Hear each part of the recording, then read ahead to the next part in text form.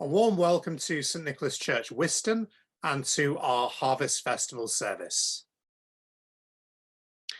We've come together in the name of Christ to offer our praise and thanksgiving, to hear and receive God's holy word, to pray for the needs of the world, and to seek the forgiveness of our sins, that by the power of the Holy Spirit we may give ourselves to the service of God.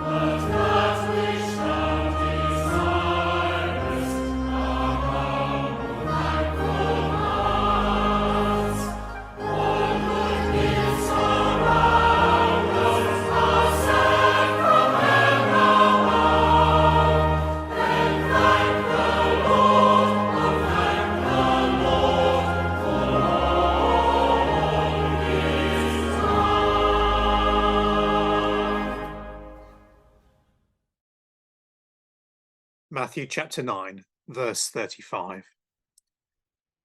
Jesus went through all the towns and villages, teaching in their synagogues, proclaiming the good news of the kingdom and healing every disease and illness. When he saw the crowds, he had compassion on them, because they were harassed and helpless like sheep without a shepherd. Then he said to his disciples, "The harvest is plentiful, but the workers are few. Ask the Lord of the harvest, therefore, to send out workers into his harvest field." This is the word of the Lord. I don't know about you, but I love my garden. I'm not a great gardener, and growing vegetables are a bit complicated for me.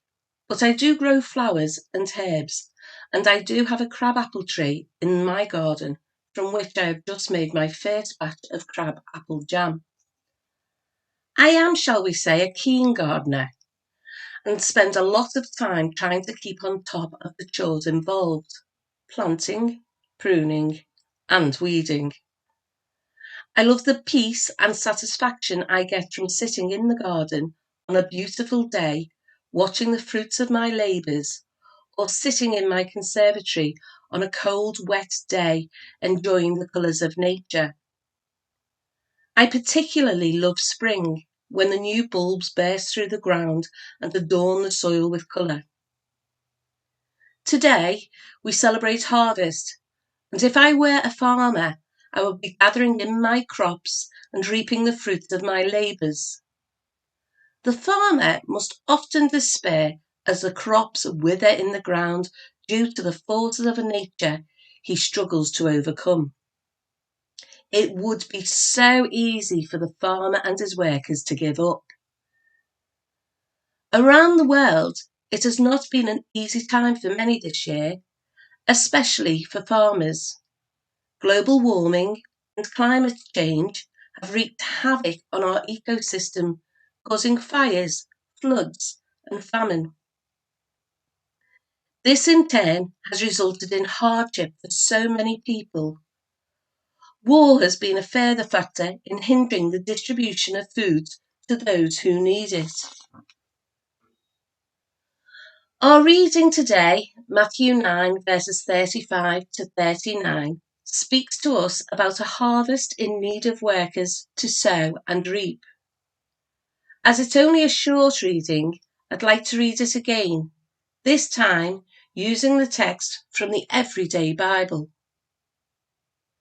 And Jesus went about all the cities and villages, teaching in their synagogues and proclaiming the good news of the kingdom and curing all kinds of disease and weakness and infirmity. When he saw the throngs, he was moved with pity and sympathy for them, because they were bewildered, harassed, distressed, dejected, and helpless, like sheep without a shepherd. Then he said to his disciples, "The harvest is indeed plentiful, but the labourers are few. So pray for the Lord of the harvest to force out and thrust labourers into his harvest." Today, I want to focus on those words. The harvest is indeed plentiful, but the labourers are few. In this reading, Jesus saw the great harvest of lost people and asked that the disciples pray for the Lord of the harvest to find and send out labourers who can tell people of God's love. In Matthew chapter 10, Jesus then sent his disciples to go, preach, and tell. He states that as they have received God's grace and mercy, then they too should go out to show God's love and mercy to others. Similarly, Jesus calls us to do the same as the disciples, to share the good news of the gospel and show God's grace and mercy to those who are yet to come to him. You, as I am, I'm sure, are greatly aware how much over the years the church community has dwindled and how the numbers of people seeking Christ have diminished. COVID aside, there is no denying that people have turned away from the church. We live in an increasingly secular society which distracts and pulls people away from Christ. The struggles of life, the cost of living crisis, the pressures of the bright light's calling, busy lives, 24/7 lifestyles, as well as a secular society, have resulted in many seeking solace and peace elsewhere. Just take a look at how many psychic nights take place in our area. People are looking for answers, but they're looking in the wrong place. Jesus asks all who have been saved to continue his work here on earth for him and bring the salvation message to others. It is our job as Christians to point the way to an everlasting peace that only Jesus can bring. During my years of teaching, I worked with deprived families and came across many who were suffering and who had turned to drugs, gambling, and alcohol to obliterate the struggles of daily life. Teaching in a Church of England school meant that one of our responsibilities, and in my mind the most important, was to tell the children about God's love on a daily basis. As well as this, we regularly invited parents to join a collective worship with the children in church. Unfortunately, not many did. The best way was to have some of the children presenting the service, and then the parents would attend, not because they wanted to know more about Christ's love, but because they wanted to see their children perform. It was after one of these services that a parent came to speak to me about the service, which was quite unusual. I never forget her words to me. She looked me in the eyes and said, "That's all very well, but you tell me, what has God ever done for me?" She was in despair and had many issues going on in her life, which the church and school had worked with her to resolve. At the time, all I could think to say was, "I understand that times are tough, but God does love you." She laughed at me and turned away. How pathetic was my response to her question. What a lost opportunity. We were helping with physical needs, but not spiritual, which was so needed.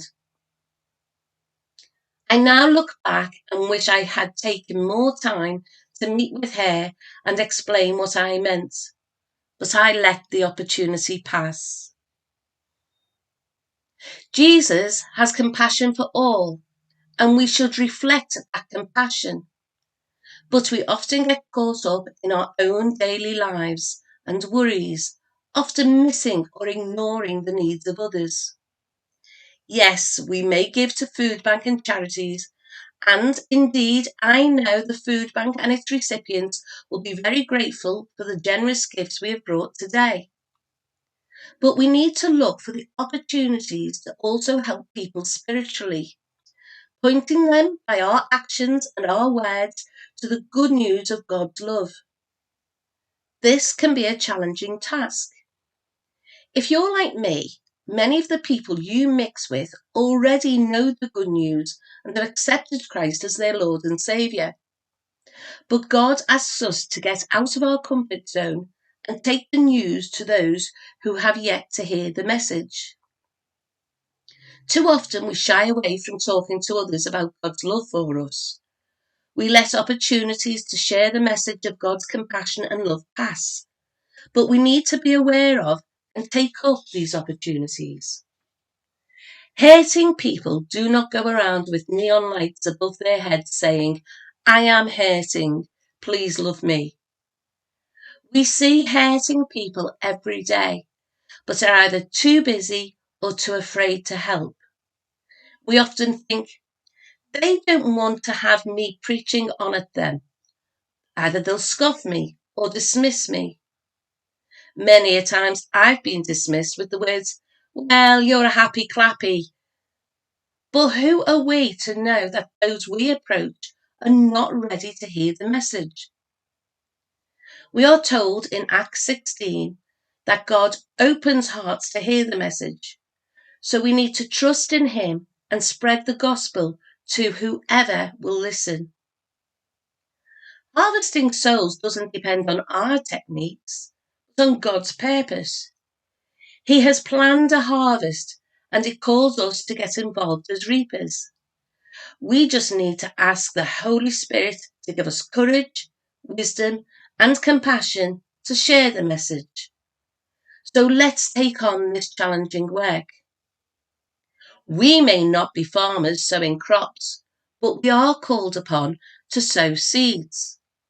Seeds that will come to faith and grow God's church. If we want our church to grow, we need to tell of God's love whenever and wherever the opportunity arises. We need to reach out to those in our community. We aren't all called to preach from the dais, although here I am at 61 years old, giving it a go for the first time. But we are called to tell others of God's love. We all have family, neighbours, friends, and co-workers to whom we can show acts of kindness and through our words and actions give testimony of God's word and work in our lives. We need to nurture our own faith through praying, meeting together, and hearing the gospel message. We need to pray for the growth of the church in this our struggling world. Just as Jesus told those who would listen about God's love for us when he walked the earth, he reminds us of that same truth today and asks us to go out and share that good news with others in order that all may benefit from the promise of eternal life and be a part of the great harvest of souls. In Matthew 10, verse 8, Jesus says, "Freely you have received, freely give." So let's go out and do as he asks. Amen.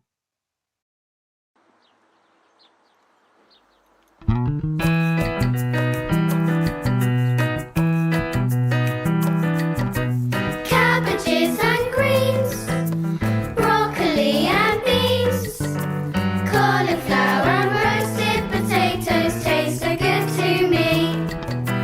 Apricots and plums, ripened in the sun, oranges and yellow bananas, good for everyone. It's another harvest festival, where we bring our fruits and vegetables, 'cause we want to share the best of all the good things that we've been given.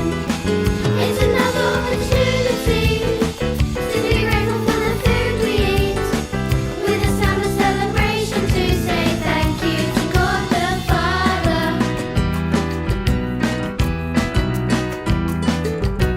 Golden corn and wheat, oats and sugar beet, fluffy rice and tasty spaghetti, wonderful to eat.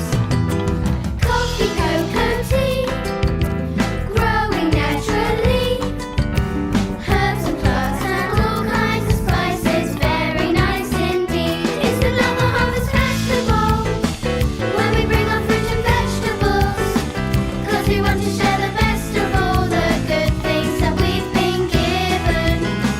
It's another opportunity to be grateful for the food we eat, with a sound of celebration to say thank you to God the Father.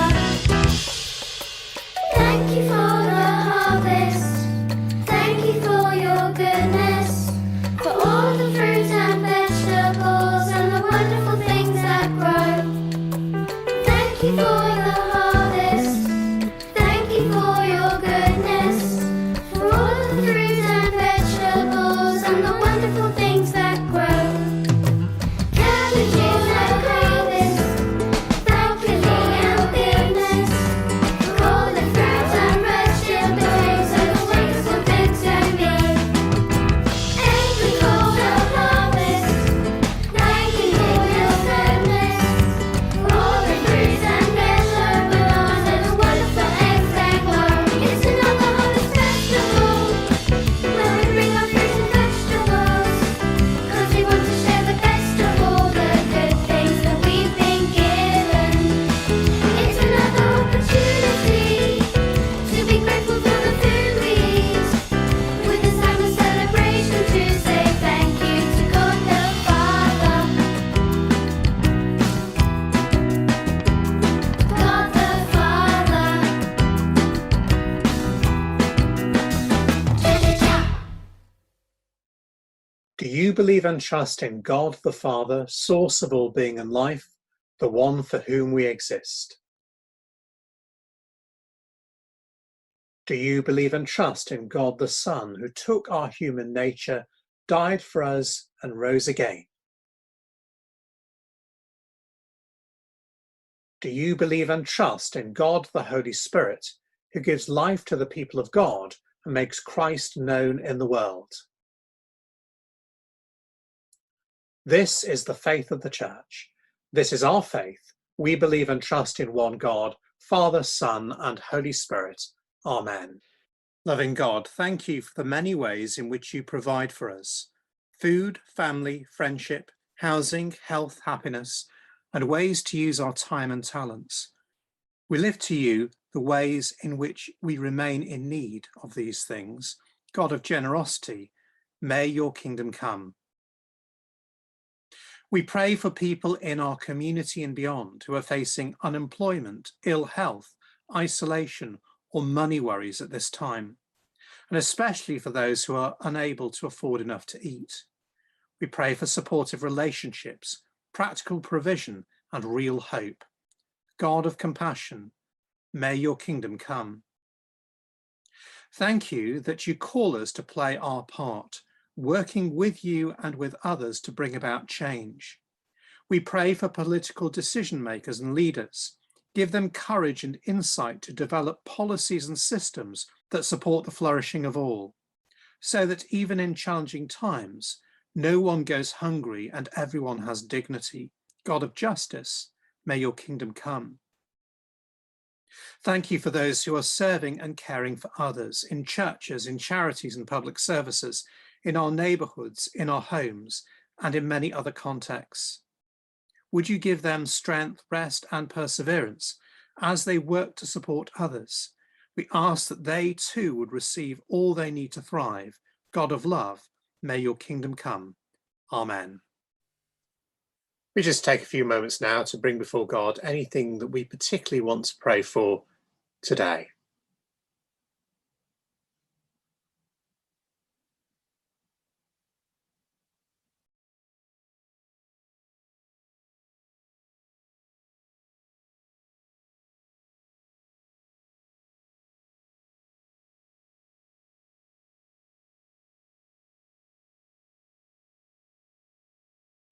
And we say together the Lord's Prayer.